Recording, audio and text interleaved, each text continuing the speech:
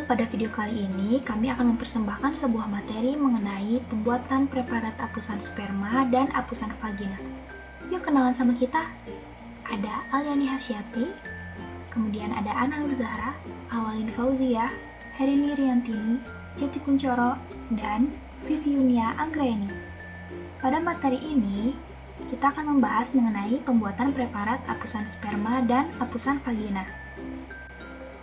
Tujuannya yang pertama adalah untuk mencari bentuk sel-sel pada tiap tahap perkembangannya hingga sel tersebut dapat berfungsi sebagai sel kelamin jantan.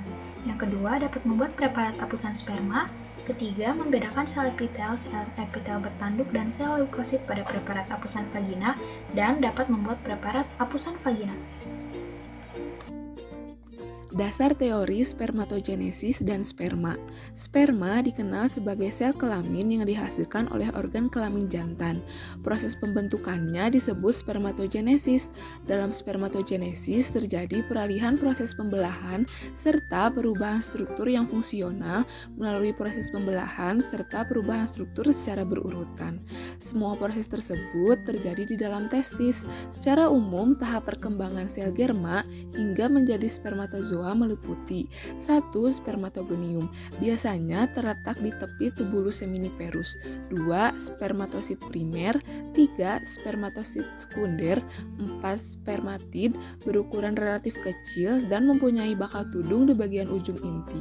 5. Spermatozoa, sudah memiliki bagian kepala serta ekor yang panjang. Dasar teori oogenesis. Pada kebanyakan hewan betina, bakal sel telurnya atau germ sel akan mengalami proses mitosis menjadi oogonia. Proses ini berlangsung pada usia yang sangat dini. Pada mamalia terjadi sebelum lahir. Hasil mitosis yang dikenal sebagai oosit akan memasuki tahap pembelahan secara meiosis. Tahap meiosis awal ini akan terhenti hingga masa tertentu untuk kemudian dilanjutkan jika hewan tersebut memasuki masa pubertas. Masa pematangan oosit akan dilanjutkan hingga terjadi masa ovulasi dan tahap meiosis pertama selesai. Tahap meiosis kedua akan terjadi jika sel telur berhasil dibuahi oleh sperma. Jika proses pembuahan tidak terjadi, maka tahap meiosis kedua tidak akan dituntaskan dan sel telur yang belum sempurna tahap pembelahannya akan luruh.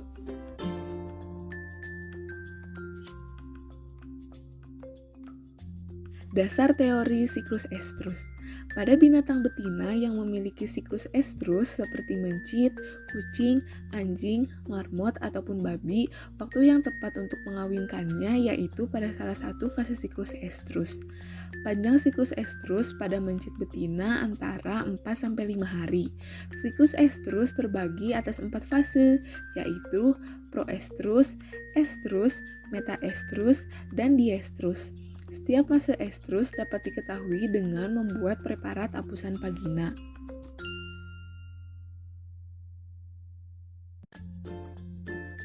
Alat dan bahan yang digunakan untuk membuat apusan sperma yaitu 1.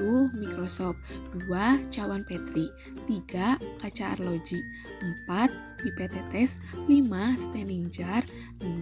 Objek gelas dan koper gelas, 7. Sperma hewan ataupun manusia, 8. Alkohol 70%, 9. Larutan isotonis, 10. Aquades, 11. Eosin 1%, dan yang terakhir adalah entelan.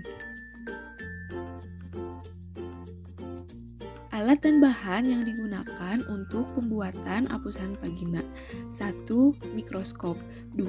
Cawan Petri, 3. Kaca arloji, 4. pipet tetes, 5. Staining jar, 6. Objek gelas dan koper gelas, 7.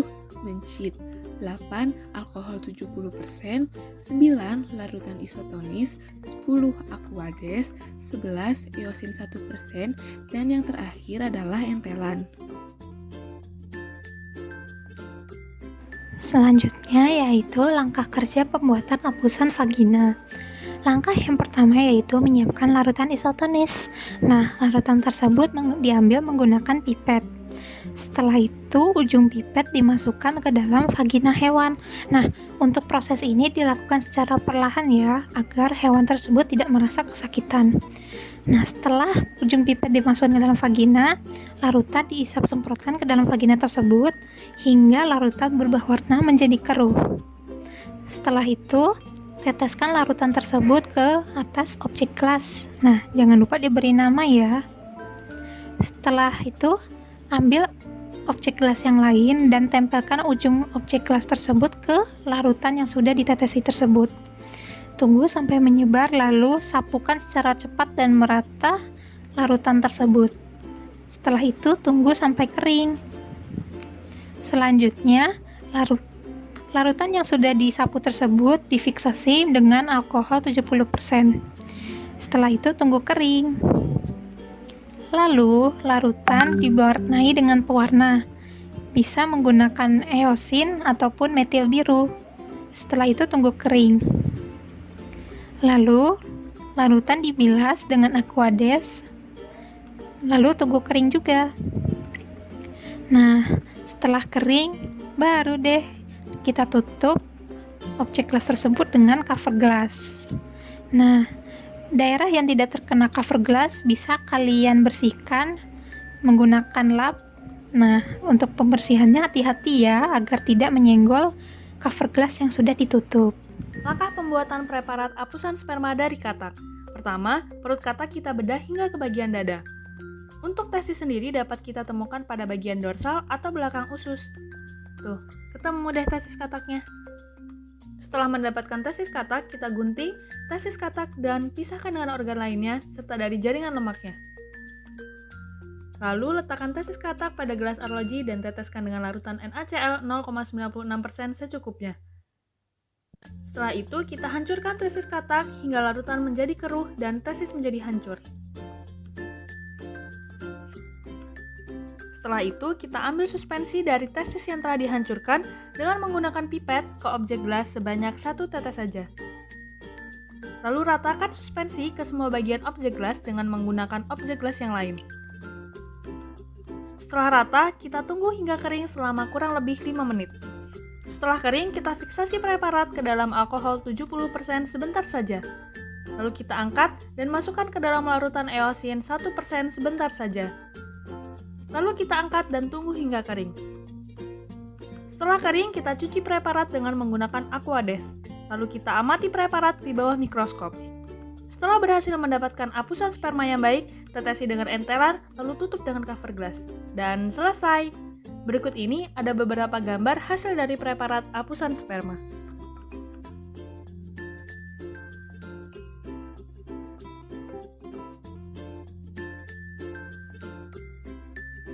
Oke, kita mulai saja dari sperma. Dan ingat bahwa sperma adalah gamet jantan atau disebut juga dengan spermatozoa. Jadi, kalau kamu mendengar kata spermatozoa, itu merujuk pada sperma. Oke, kita lihat dari morfologinya dan beberapa struktur penting yang berhubungan dengan sperma. Jadi, sperma memiliki 3 bagian yang berbeda. Yang pertama ada kepala, leher, dan ekor. Bagian kepala memiliki beberapa bagian penting, dan yang pertama ada kromosom. Letaknya ada di nukleus, dan yang menjadi pertanyaan adalah berapa jumlah autosom dan berapa jumlah seks kromosom. Oke, jadi perlu diingat bahwa sperma itu haploid atau N, artinya sperma memiliki 22 autosom dan 1 seks kromosom. Di kepala juga ada area yang disebut akrosom, yang letaknya ada di ujung. Akrosom memiliki enzim proteolitik yang sangat berguna dalam fertilisasi dengan menghancurkan membran luar dari sel telur sehingga sperma dapat masuk dan membuahi. Lalu ada leher. Di sini terdapat mitokondria sebagai tempat pembentukan ATP. Sperma itu motil, jadi mereka perlu ATP untuk bergerak. Bagian terakhir dari sperma atau segmen terakhir terdapat ekor. Ekor sperma disebut juga dengan flagellum, dan ekor ini yang digunakan sperma untuk bergerak. Motilitas dari sperma dapat kita bayangkan seperti cambuk yang bergerak, dan itulah yang menyebabkan sperma bergerak. Selanjutnya ada siklus estrus. Pada siklus ini terdapat 4 fase. Yang pertama ada diestrus, proestrus, estrus, dan metaestrus. Yang pertama ada fase diestrus. Di sini hanya leukosit yang dapat diamati, disertai dengan beberapa sel epitel berinti. Selanjutnya ada proestrus. Di sini sebagian sel berinti dan beberapa sel cornified hadir bersama dengan beberapa leukosit. Fase selanjutnya ada fase estrus.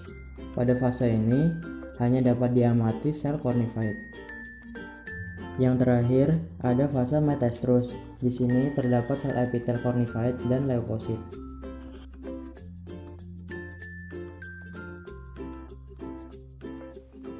Untuk pertanyaan dan jawaban akan disajikan data berupa tulisan seperti berikut ini.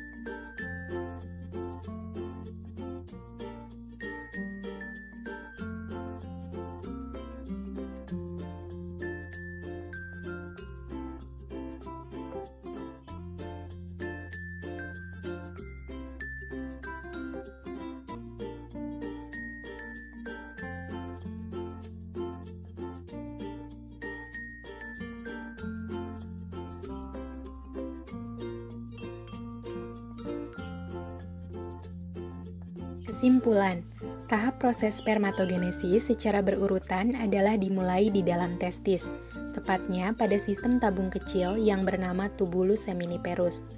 Sel awal sperma yang berbentuk lingkaran berkembang hingga sempurna. Setelah itu, sperma akan pindah ke epididymis untuk disimpan sementara. Kemudian dari epididymis, sperma bergerak lagi ke vas deferens untuk bercampur dengan air mani. Secara singkat, untuk membuat hapusan sperma, pertama-tama mengencerkan sperma 1:1 dengan larutan isotonis. Lalu disiapkan objek gelas yang sudah diberi label, teteskan suspensi sperma, dan dismir. Tunggu hasil smear hingga kering, lalu difiksasi dengan alkohol 70%. Tunggu kering, lalu dilakukan proses pewarnaan. Setelah diwarnai, tunggu kering, dibilas dengan aquades. Jika pewarnaan sudah ideal, ditetesi dengan entelan, lalu ditutup dengan cover glass, dan dilakukan pembersihan lalu finishing. Siklus etrus pada hewan terdiri dari beberapa fase, yaitu dietrus, proetrus, etrus, dan metaetrus. Jika saat diamati ditemukan sel yang berinti, maka itu adalah epitel. Jika tidak berinti dan mirip epitel, maka itu adalah cornified. Jika berinti sangat besar, maka itu adalah leukosit. Dan jika hanya lendir saja, itu adalah mukus. Apabila saat diamati lebih dominan mukus, maka itu sedang dalam masa dietrus. Jika lebih dominan epitel, maka itu sedang masa proetrus. Jika dominan cornified, maka sedang di masa etrus, dan jika dominan leukosit, maka sedang masa metaetrus. Secara singkat, untuk membuat hapusan vagina, pertama-tama disiapkan pipet semprot dan NaCl 97% atau larutan isotonis. Dimasukkan ke vagina objek, lalu diisap semprot hingga 10 kali dengan harapan agar dinding vagina terambil selnya. Hingga larutan menjadi keruh, jika sudah keruh, diteteskan di objek gelas, lalu dismir. Kemudian difiksasi dengan alkohol 70% dan ditunggu kering. Setelah itu dilakukan proses pewarnaan, kemudian dibilas dengan aquades, ditetesi entelan, dan ditutup cover glass, lalu dilakukan proses finishing dan identifikasi.